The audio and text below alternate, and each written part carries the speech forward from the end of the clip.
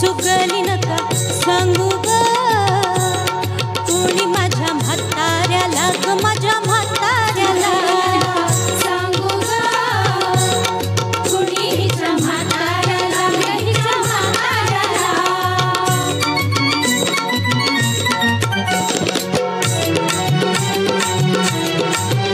माझ्या शेजारी तरुण राहतो